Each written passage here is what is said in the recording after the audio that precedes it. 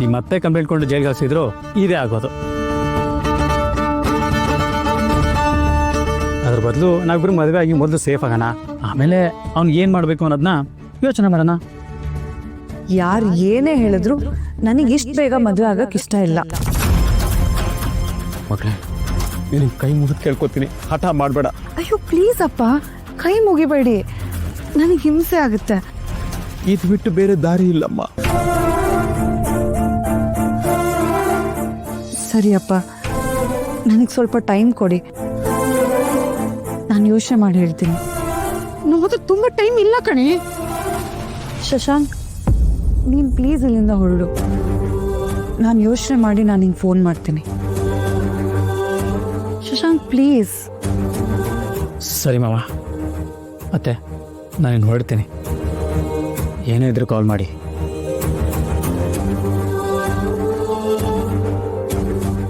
ಶಶಾಂಕ್, ಏನಕ್ಷರ? ಇನ್ನೊಂದು ವಿಚಾರ. ಇಲ್ಲಿ ನಡೆದಿದ್ದನ್ನ ಯಾವುದೇ ಕಾರಣಕ್ಕೂ ನಿಮ್ಮ ಅಮ್ಮಂಗೆ ಹೇಳಕ್ಕೆ ಹೋಗಬೇಡ. ಅತ್ತೆ ಸುಮ್ಮನೆ ಟೆನ್ಷನ್ ಮಾಡ್ಕೋತಾರೆ, ಪ್ಲೀಸ್. ಸರಿ ಅಕ್ಷರ, ಯು ಟೇಕ್ ಕೇರ್. ಬರ್ತೀನತ್ತ, ಬರ್ತೀನಿ ಮಾವ. ಬಾಯ್.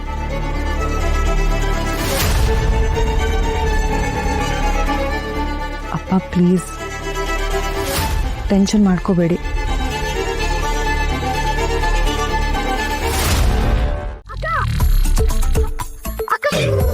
ಅಯ್ಯೋ, ಹಿಂಗಾಕ್ ಹೋಗೋದು ಭಯನೇ ಆಗೋಯ್ತಲ್ಲೇ. ಅಕ್ಕ, ರುದ್ರಮ್ಮವ ಯೋನಂದ ನನ್ನ ಮದ್ವೆಗ ಒಪ್ಕೊಂಡ. ಅತ್ತೆದ ಒಂದು ನಮ್ಮ ಪಿರುತಿ ವಿಷಯ ಹೇಳ್ತಾನಂತ.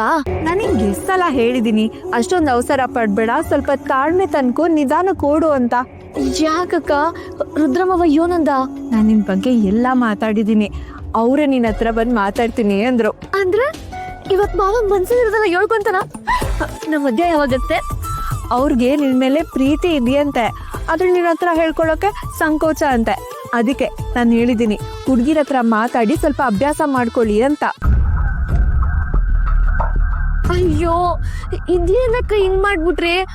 ಅಭ್ಯಾಸ ಮಾಡ್ಕೋಬೇಕು ಅಂತ ನಮ್ಮ ಮೂರ್ ಹೆಣ್ಣೈಕ್ಳ ಹತ್ರ ಮಾತಾಡ್ಸ್ಕೊಂಡ್ ಹೋಗ್ಬಿಟ್ರೆ ಅವ್ರು ಯಾರ ಹತ್ರ ಮಾತಾಡಿದ್ರು ಅವ್ರ ಮನ್ಸು ಯಾರಿಗೂ ಕರ್ಗಲ್ಲ ಬಿಡು.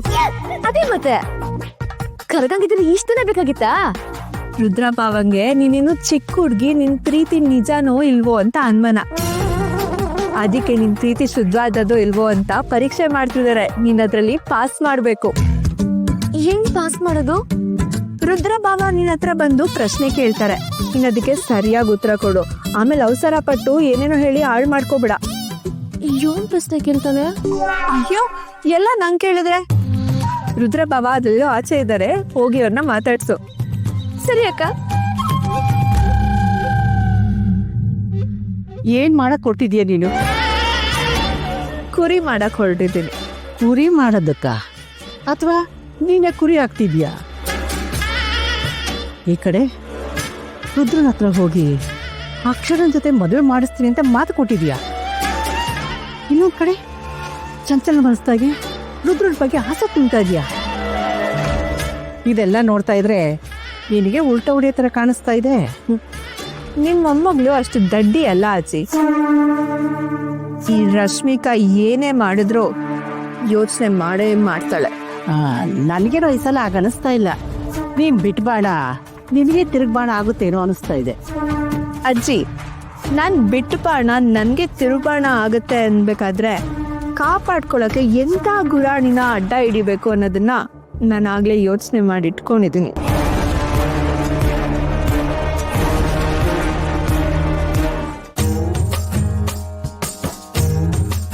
ಲೇ, ನಾನು ಹೆಣ್ಣೆಕ್ಳು ಮಾತಾಡೋದು ಅಭ್ಯಾಸ ಮಾಡ್ಕೋಬೇಕಂತೆ.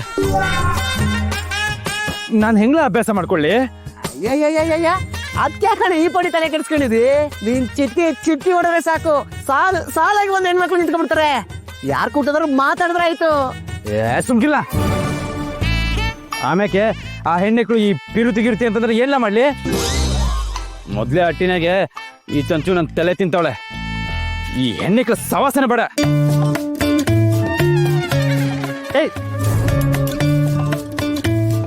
ರುದ್ರೇಗೌಡ್ರೆ, ನನ್ನನ್ನೇ ಹೆಣ್ಮಗ ಅನ್ಕೊಂಡು ನನ್ ಕೂಟನೆ ಮಾತಾಡಿ ಆಚೆ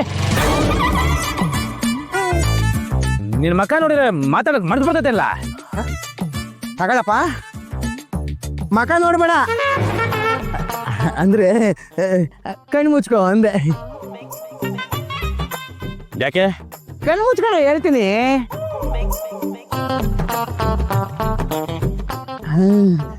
ಕಣ್ಣು ಮುಚ್ಕೊಂಡು ನಿನ್ ಕಣ್ ಮುಂದೆ ಟೀಚರ್ ಒಬ್ಬ ಬಂದು ನಿಂತವ್ರೆ ಅನ್ಕೊಂಡು ನನ್ ಕೂಟ ಮಾತಾಡು. ಎಂದೆ? ಕಣ್ ಮುಚ್ಕೊಂಡು ನಿನ್ ಕಣ್ ಮುಂದೆ ಟೀಚರ್ ಅಮ್ಮ ಬಂದು ನಿಂತಿರ್ತಾರಂತ ನನ್ ಕೂಟ ಮಾತಾಡು ಅಂದೆ ಅಟೆ. ಇದು ಒಳ್ಳೆ ಉಪಾಯ ಅಂತಂದ್ರೆ. ಕಣ್ಣು ಮುಚ್ಕ.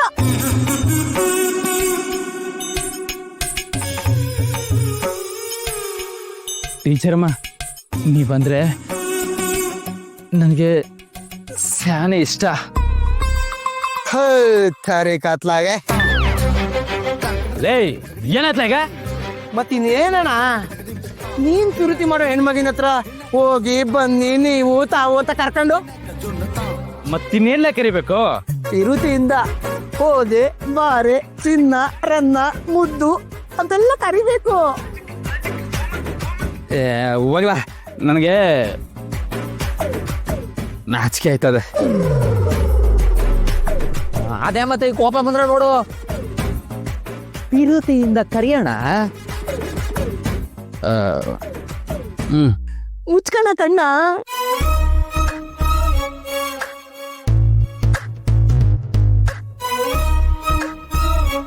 ಅಯ್ಯೋ ಸಕ್ಕರೆ ಮಿಠಾಯಿ. ಆಹಾ ಆಹಾ